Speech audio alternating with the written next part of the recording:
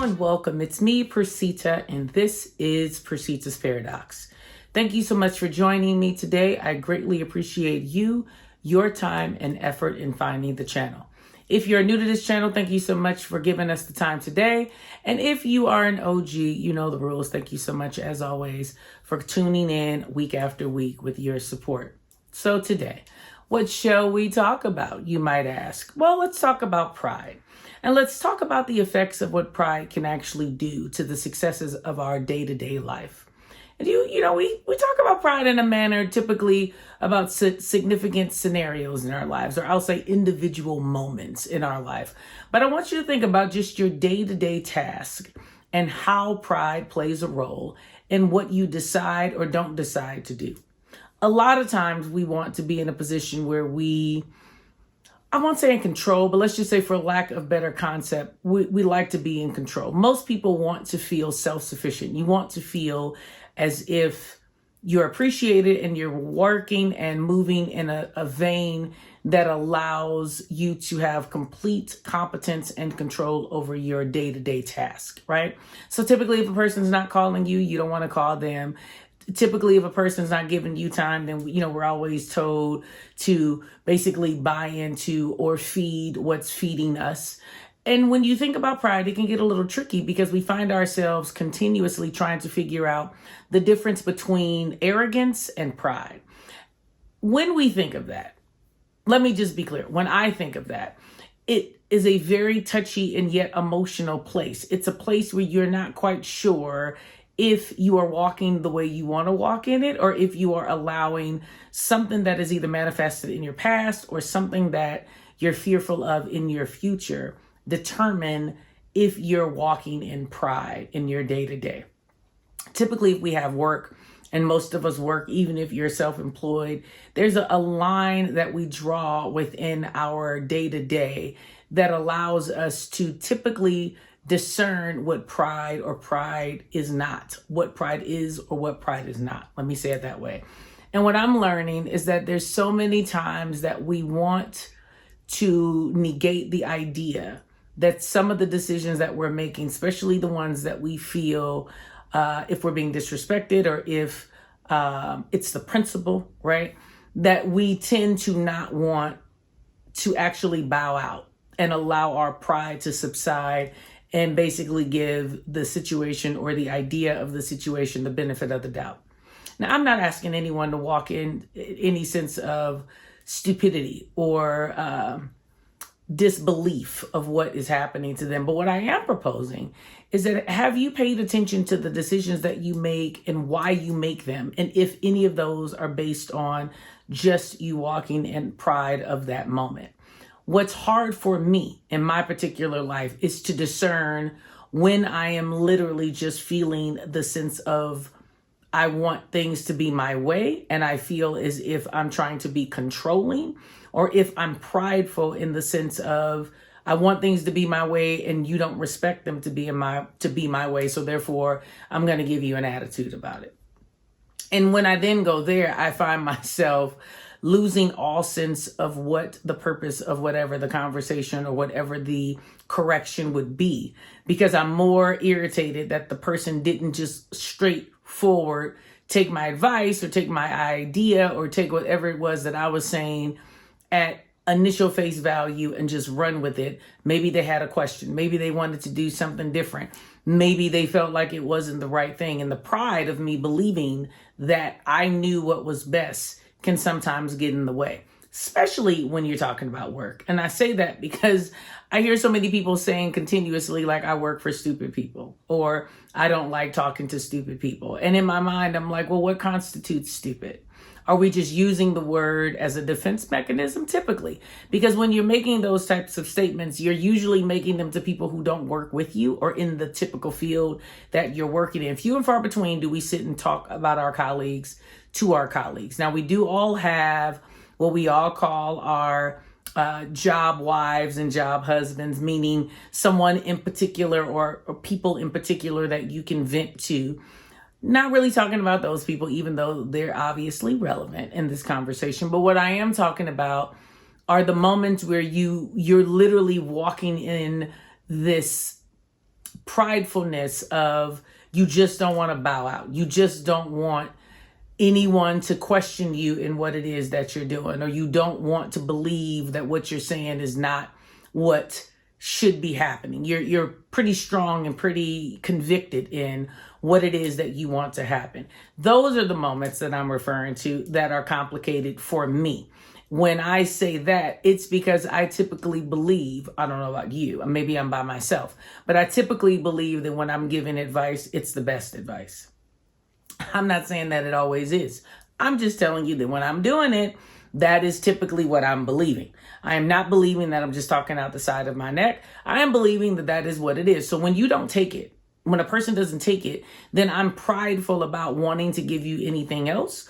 And I'm prideful about, should I even be talking to you? Because now I feel like you don't want to listen to me. And that's the pride that I had to really start to work on within myself, because I understood that I was really walking in an attitude of really just wanting my way. And the arrogance of that still turned into even more pride because of the premise that I believed that what I was saying was right. Without any assistance, without any help from anyone, it was solely me. I've learned that it is fine to have an attitude where I want you to believe me, but it's also fine for me to then allow room for others to have input. Maybe they'll use my information, maybe they won't. But instead of me walking in a pridefulness of it's my way or the highway, or it's my idea and my concept, or none at all, and I don't want to give any more because you won't listen to me, I'm learning that it's not my job on how people perceive what it is that I'm giving. I just have to give it. When I do it that way, then there's really no room for pride, because my expectation isn't there anymore for them to have to do it my way. I then am clear that I'm just like any other thing in life that would be given directions. Meaning you can go and use Apple Maps, or you can use Google Maps, you can use Waze, you can use a multitude of apps on your phone. They're all going to get you where you want to go. Some show different routes and different ways to travel if you're traveling in high occupancy vehicles, and others don't. But here's the irony. No app is prideful that they're better than the other app, because they understand that everyone has an input to get to the same destination. I had to learn that I did not need or want to walk in a place of pride. Pride also makes no room for you to really learn anything, because then you're in a position of just believing that it's just you. And it took a minute for me to really conceptualize, like, girl, I know you think you're smart and all of that is fantastic. But the truth of the matter is that you don't know it all. And instead of approaching it that way, in this prideful place of, well, I've gone through this and this person has not, and I know what's best for this person, I've learned to just walk away from that, especially in my day-to-day life. Super easy when you're talking about people you don't know, right? And I'll literally preface it with that. It is super easy to apply all of these principles for people you don't know, meaning that colleague that you're going to pass, that person that you might see at Starbucks here and there. Easy. You know, when we get most upset and we get super prideful is when it's somebody that we care about, when it's someone that is directly connected to us in our day-to-day. When my kids do it, when my spouse does it, when my friends do it, or my family, anyone that doesn't want to listen to me when I feel like I am there, then my pride will absolutely try to raise its little raggedy head up and step forward and say, girl, now you know more than them, and I don't know what that is, so you just need to sit back and say, they don't really know. And they need you, and you should just absolutely get all up in their butt about it. No longer, because I realized that it didn't do anything more but fester an energy that wasn't necessarily there. Even in that scenario, I've learned day to day that I can tell you what it is that I feel like I can tell you, and how you perceive it is how you perceive it. Same with me. I try to tell everyone that if you have input for me, that I'm learning to step away from my pride of believing you don't know what you're saying, because that's also an idea of pride that people don't deal with. We typically talk about it from the outside in, not the inside out. And I want to hit it on both ends for you to understand. There's plenty of times that people have ideas that are given to you and you may feel like they're not qualified to say it to you. And your pride will then kick back in reverse and be like, absolutely not. I'm not interested in listening to that because they don't know anything. I'm learning that God uses people in different ways, meaning you don't really know who is going to give you the information that you need in order to get to the next level of your life or your purpose, especially in your day-to-day. And I say that because we typically are looking for things in certain scenarios, but we bypass the idea that our biggest blessings can happen in the bathroom stall at a restaurant or in your kitchen while you're hearing two kids play. You don't think about life that manifestations of blessing can happen that way. It typically is this crescendo that we're looking for, right? This huge moment of transference of knowledge to your spirit and your brain at one time to make you change. What if I told you that pride has a way of making everything seem as if it's that way?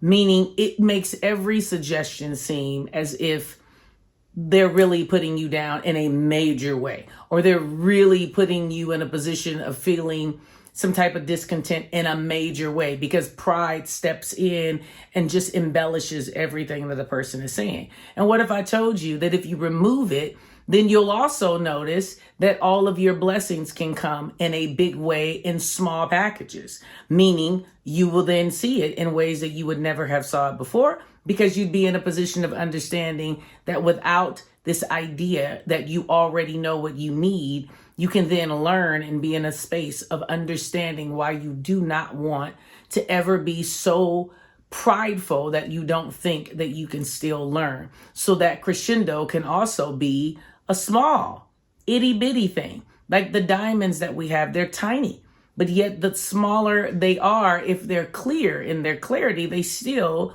have more value than a large stone. Do you understand what I'm saying? So it's a position of understanding you don't want pride at all. Not in a big sense, not in a small sense. And you don't want to put yourself in the idea of believing you're only prideful when it comes to big scenarios. My kids have tried to teach me things in the middle of the day, right? Let's just say it that way.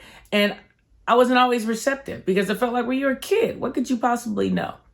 Until I understood that it doesn't necessarily mean that I can completely ignore the idea that they may be able to teach me something in a teachable moment, unless I absolutely walk away from the pridefulness that I'm the mother and you're the child. Therefore, there's no way for you to teach me anything. That's what I mean. It also equates to the idea of me then being in a position where I'm telling them something and I feel like they can only listen to what I have to say, and they cannot use their brain to decipher what part of the conversation am I current and accurate with for them and what part are they not. I was raised in an era and an idea that whatever my parents said went. And I should just wholeheartedly walk into everything, understanding that they knew what was best and this is the way I should go. As I've gotten older, I understand that the facts that my parents had were facts indeed, but they may not be current facts. They may not be facts that will allow me to actually move forward from where I currently am. When they were going through it, it was absolutely a fact, but that does not mean that it will correlate to today's times. That also is the same for my children. I can give them as much information as I want, but if their pride simply says, well, she's old and she doesn't know anything, then they can't learn. But if they remove the pride and say, what I need to get from my mom, I hope that I get because I'm going to be open to hear it. And in the exact same breath, what I don't need to take, I won't take it. That's understanding how pride can affect your day to day. That's why I say it in a manner of, it is very hard to step away from your pride because we typically, as a whole, identify things based on our experiences. So once we've had the experience, it's hard for us to believe that we may not know what we need to know going forward, because we assume that the experience that we needed has already taught us what we need to know in order to go to the next level. Yet again, pride. So if you catch what I'm saying, I could say it in 15,000 different ways, But my point is that you do not want to allow any of these facets to be a part of your day-to-day. You definitely don't want it to be in your short-term and long-term goals, but you really don't want it to be in your day-to-day, because that little hiccup could literally change the trajectory of how you're thinking or how you're moving, or what the outcome is on what it is that you need and want in your life day to day, in order for you to actually have a larger impact within your journey to your goal and your purpose in life. So pride is interesting because it literally can just mess you up. It really can just mess you up, and it messes you up in ways that you don't really know necessarily straight away. It may be, a few weeks or a few months, hell, even a few hours before you'll figure out that your pride really stood in the way of you being able to learn or understand or know something that you need in order for you to proceed. So it's crucially important to ask yourself, am I walking and functioning in a prideful manner, or am I open to understanding that I don't have to be that in any situation? So you want to check yourself as often as possible to figure out, where is your mindset? How are you receiving or not receiving? Are you receptive, I should say, to what something's saying to you or someone saying to you? Because there's also signs all over the place that would be there, but our pride can absolutely get in the way. So I just wanted to talk to you today on, what is your pride doing day to day? What is it doing? Is it actually interfering with your success and your success rate in life? Or are you able to keep it under wraps? The key is to make sure that you're keeping it as much under wraps as possible, So hopefully this rant helped you a little bit. Hopefully you can learn from my mistakes. Hopefully you're not in a position of being even more confused about pride than when you started this video. At least that was not the goal. So as always, if you've gotten this far, I'm definitely expecting you to like, share, comment. Absolutely. If you have not subscribed, it's just shameful at this point. Subscribe, okay? And also hit the notification button, because the videos are coming every week and you do not want to miss them. As always, I'm going to ask you to do 3 things. Live life authentic. I'm also going to ask you to do one more thing. Live it to the fullest. Live it clean, live it unapologetic, live it authentic, but also live it to the fullest. Okay? I just had to add that this week. That's our new thing we're going to add this week. I'm going to add it every video, but I'm adding it this week.